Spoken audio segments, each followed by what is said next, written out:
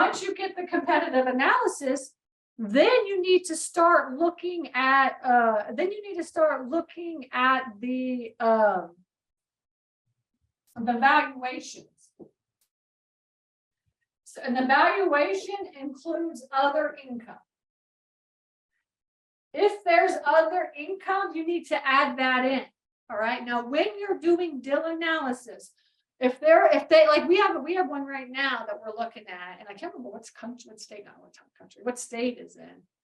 Can't remember, but it's like it's on like this like huge property. I think it's like 17 acres or something. Like it's like a huge, massive piece of property, and then he has his house. And then he has an apartment, like two apartments, like two different apartments, and a commercial space, and he's got RV parking. So that's what he does on his land, kind of down at the end. He does all this RV parking, and there's still all this land as well too. So probably a couple of acres of like residential and then commercial, and he's got the RV and boat parking, and then he's got like a whole bunch of land that's not doing anything, and it's on this like major highway. And, so, when you're evaluating a deal like that, you can't just put every, he says like, oh yeah, I'm making, 100 grand a year. You can't just say, okay, just making 100 grand a year, right? Because you have to split up every single one of those incomes, and you have to look at each one of those incomes. So when you're analyzing storage, only storage is being analyzed, on the input section, right? And then you can put other income in the other income areas, right? And so we analyze storage by itself. And then if they are making $500 a month on a couple of apartment buildings, we'll put that in there as other income. Or if they're making money on this or whatever, so you put it in as other income. So you don't want to combine all that. Because what that does is if you combine everything, it screws up your price per square foot. And you want to make sure that your price per square foot is clear so that you can compare the competitors to that price per square foot. Does that make sense? Excuse me. Okay. And so then also another thing is what I like to do too is like just like that deal I just told you about. If there's a lot of different other incomes, then you can really do a separate deal analysis. So if he's doing boat and RV storage and he has like regular storage, then one deal analyzer is analyzing the boat and RV storage, because boat and RV storage is typically around like 20 cents a square foot. In most places, it's around 20 cents a square foot.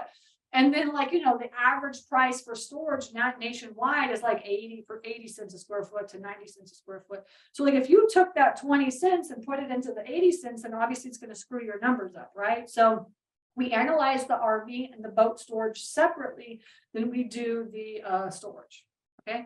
And so we do that by analyzing other incomes separately. Okay. And then, let's see what else. Oh yeah, so then we have the financing inputs.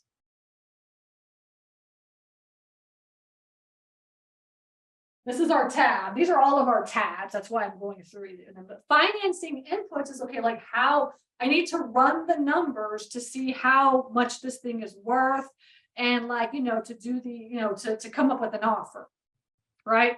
So that's what financing inputs is. And so we'll go over that. And that's like in our deal analyzer, we run 5 different numbers, 5 different offers at the same time is what we do. 5 different offers at the same time. So that's under the financing inputs. And here is where you want to know, like, where's your cash on cash return? Right? And then things like, what's your down payment? This is like lending